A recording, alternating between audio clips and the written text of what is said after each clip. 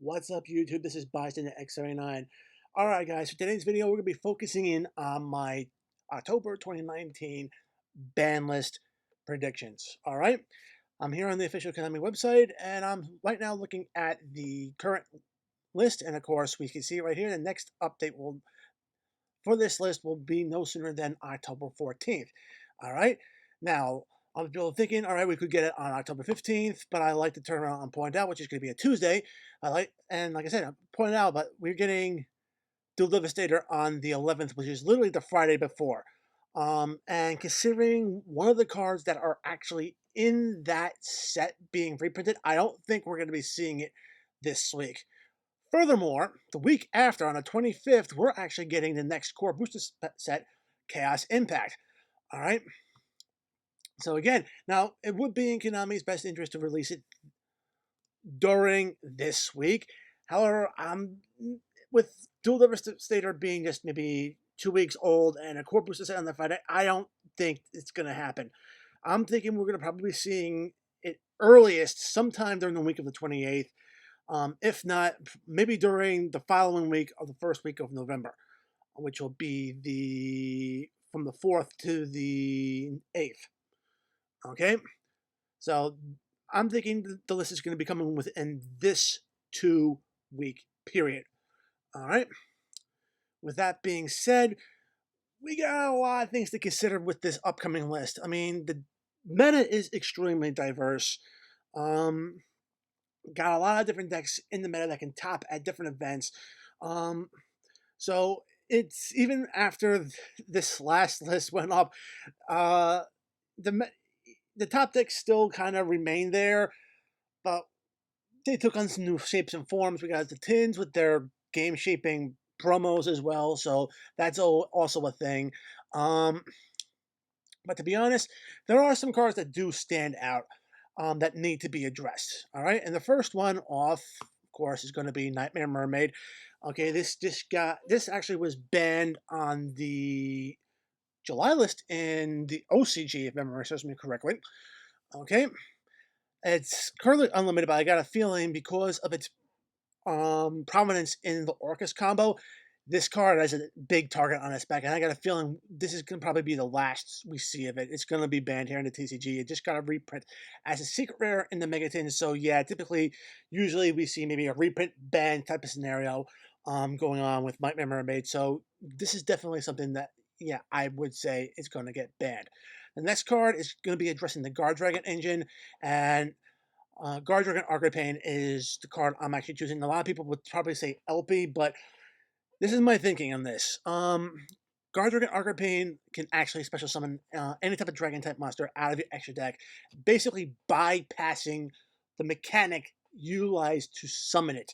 So you can get out Hot Red Dragon Archfiend Bane or Crystal Wing Secret Dragon without having to synchro summon. You can get out number 38 Whole Titanic Galaxy onto the field without Exceed summoning. It can get out any dragon type fusion monster onto the field without fusion summoning. So yeah, any card that can actually bypass mechanics to get you a free monster on the board, not a good thing. And I'm personally liking this hit. It was recently banned in the OCG, and I definitely expect this to be follow suit here in the TCG as well. Now, the thing about it is that why not LP is because if you really think about it, LP does summon from the hand or the deck. But the thing about it is that if you have both LP and Pisty, the Guard Dragon engine is still viable, but it's not insane like when you have Arcane. All right? And in my opinion, I actually am liking Arcane's hit better than the LP. I mean, if the Guard Dragon engine still continues to be a massive issue, yes, LP will be the next card to be banned on the list after this one. All right. Now the other thing about it is that, and there's a lot of thing on back of the line is what's going to happen with Sky Strikers. Literally between the Megatins as well as the Legends of Battle or Heroes Revenge. I mean that particular set. Yeah. We got reprints of the Sky Striker cards. Specifically, yeah, Widow Anchor, Engage, Ray and stuff like that. And a lot of people were just wondering that whether or not Konami is going to just basically massacre that deck on this upcoming list. A lot of people are saying that they will. But here's the situation. We've seen the Sky Striker engine and how it can be utilized in a lot of different decks to add consistency to decks that might not have that consistency. All right? And I kind of like the idea of having maybe keeping the engine around but killing the deck out of the meta. And I got a feeling that might be the way Konami will go. But you're probably questioning, well, how are they going to kill the deck without killing the engine? Well, that's very simple, because there's one card they can hit that will kill the deck but not kill the engine, and that's this one. They ban Sky Striker Ace Ray. You ban Ray, the deck can't function without her in it. Unless you open Godly with a pair of engages and are able to go into your Hornet drones, you're not going to be able to really do what this deck is known to do. All right? With her gone, the deck is pretty much dead. But the engine remains and can be utilized by other decks that need a consistency boost. All right. I said that. Moving on, I'm going to go into my limits. All right, and this is actually something I alluded to when I was talking about Dual Devastator being released the weekend before the Banlist is supposed to drop, and that's going to be Silverish Gold Red. It's getting the reprint in Dual Devastator. I got a feeling Konami's not going to release the list and limit this card and potentially hurt the sales of that product. I mean, there's a lot of cool cards in that set. I mean, it's definitely something that you want to pick up. But yeah, Gold Red definitely needs to be dealt with. Just being able to get that 4-name effect, to draw 4 cards, and then fix your hand to whatever you need, and doing that multiple times in a turn, specifically with the Guard Dragon engine, it's not a good thing. Putting this card down to 1, it was limited in the OCG on their October 1st list, and it's most likely going to pick up the limit here. Okay? Now the next card is going to be another way to tone down Thunder Dragons and make them a little bit more fair to play. I know Thunder Dragons haven't been doing a whole lot in recently, but however, they are garnering a lot of top slot. I mean, not a lot, but a good amount of top slots in recent tournaments. And it's the pure variant that's actually getting a lot more play now. And I'm actually going to say we put Thunder Dragon Colossus down to 1, like the OCG. I mean, if anybody has ever played against this deck, and they've went up against triple Colossus or even double Colossus and a Titan, they know how oppressive that's going to be. All right? Getting multiple copies of this card on the field, it's just not a good thing. Putting this card on the 1, you still have the flicky potential. It's still easy to get out. It's just that you got to turn around and protect it a little bit better now. And I think that is actually a good move for them, the Dragon decks going forward. And I personally can't wait to see it happen. All right. Now, the next one is going to be Danger. Yeah, I'm actually putting Nessie to 1. In my opinion right now, having Nessie being discarded to the grave to add another Danger card from your deck to your hand is dangerous. All right? It's more dangerous to get a Danger into your hand than getting one onto the field. All right. With that being said, I think putting Nessie down to 1, I think is very fair, because you're not going to be seeing it that often, which means you're not going to be getting that search that often, and you're pretty much going to be relying a little bit more on Jack and Tsuchinoko more often than not. All right. Now the other deck that seems to be in that background and it keeps getting the tops. I mean, we had it top earlier this year with OTK, and most recently we got the Orcus variant of the deck, taking a huge amount of slots at YCS. I think it was in Guadalajara or something like that. And that's Lunalike Ellagic. I'm actually putting this card down to 1. It pretty much is the linchpin of the combo. So if you put it down to 1, you're pretty much knocking that consistency down for the deck. So just in case they do take out the Orcus combo from the deck, we don't have to worry about this deck's OTK potential popping back up into the meta and being an issue. Okay? With that being said, I am going to turn on and add in one more card for the limited list. And this is something that's coming off the list. and it's something that should have been come off in a while, and that's basically Heavy Storm. Um, I think it's time to bring this card back. I mean, when you think about it, this is basically a dark hole, but for back row. It hits both players. Um, I know some decks could potentially make use of it for their own gains. I mean, but I think it's time that we actually start bringing back a little bit more mass back row hit into the game to try to actually see if it's relevant or not. Okay. For the semi-limits, Lady Debug, this is actually went to 2 on the recent OCG list, and personally, I still think this was a pretty unfair hit.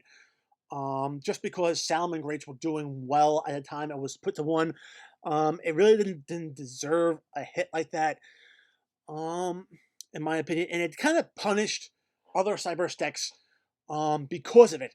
I think putting Lady Debug to 2, all right, yeah, it kind of pushes the consistency Salmon Grades up a little bit, but it also gives a boost to things like Marinescence and um, pure Cyber stacks, as well as any other Cyber stack they don't want to release coming down the pipe. So I think Lady Debug to 2 will definitely be something. It's a nice consistency boost. Um, for Cyber's complete.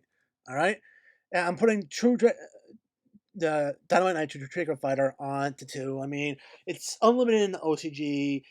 In my opinion, the deck just needs an extra body, and I think this guy would be more than perfect with it. I mean, you don't have to move the traps down the line.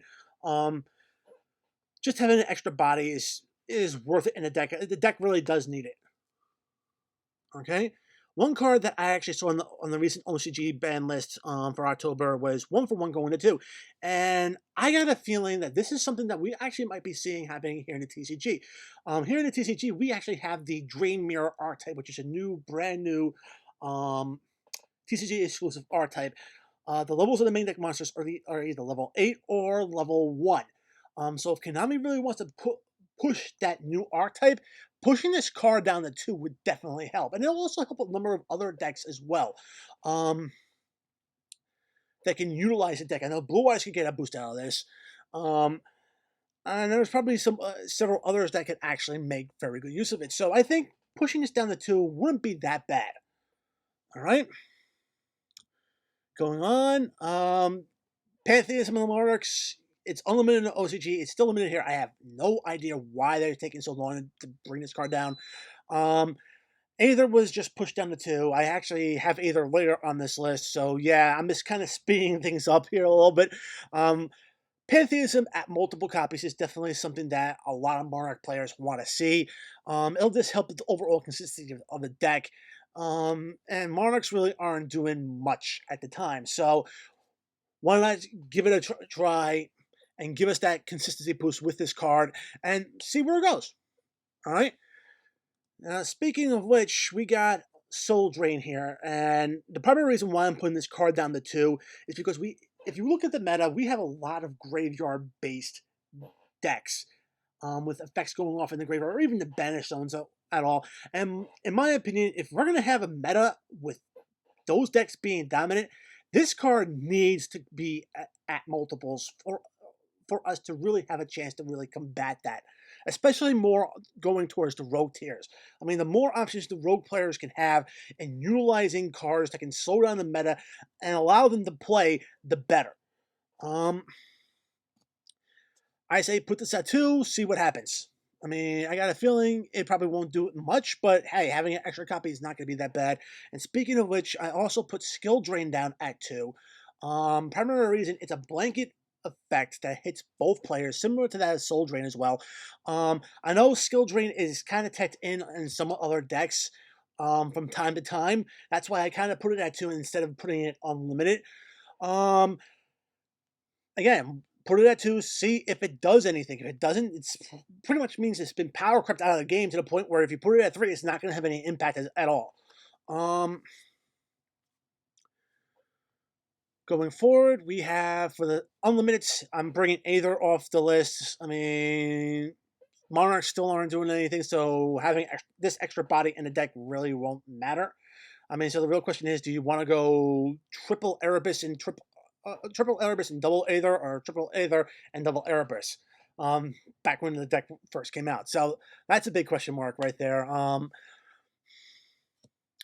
The other card I have coming down off the list is Elemental Stratus. I mean, I'm sorry to say this, but with all the hero support that we're getting, yeah, this card needs to come down off the ban list completely. I mean, it just supports every hero archetype that's out there. All right, so yeah, it definitely needs to come down. And Zector Dragonfly, we're not seeing Zector's doing anything. This is safe to come off.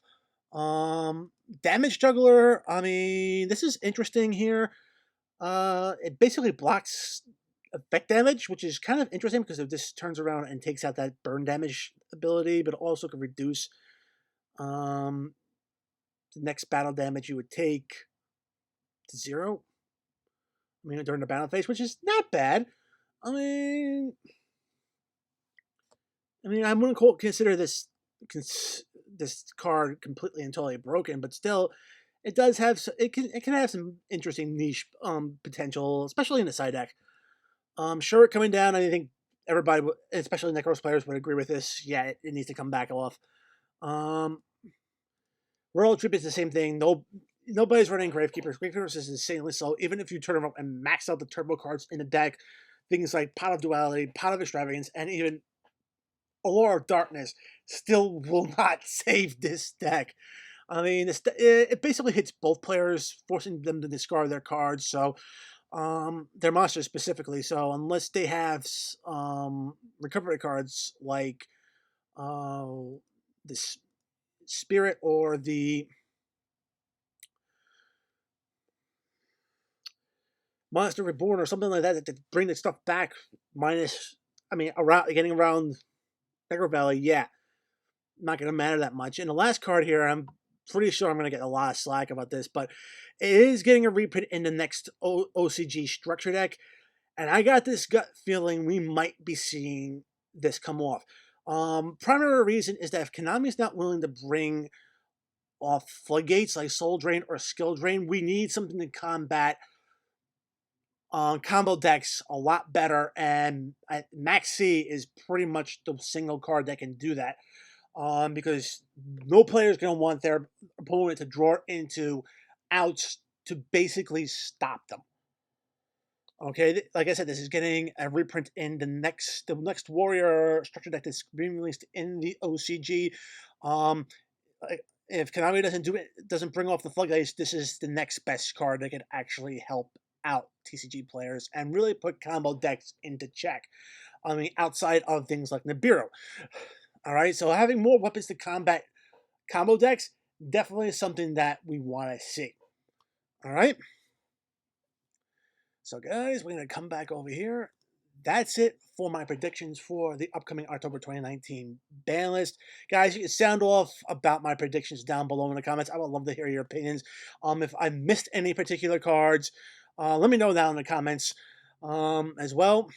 As always, if you like the video, give it a thumbs up. If you want to see more content like this on my channel, make sure to subscribe. Enable notifications, especially the YouTube notifications, so you don't miss a single upload. Guys, check out the description box below. Find the invite link to my Discord server. Join the conversation. We would love to have you. Follow me on Twitter at BystanderX79. And guys, until next time, as always, peace.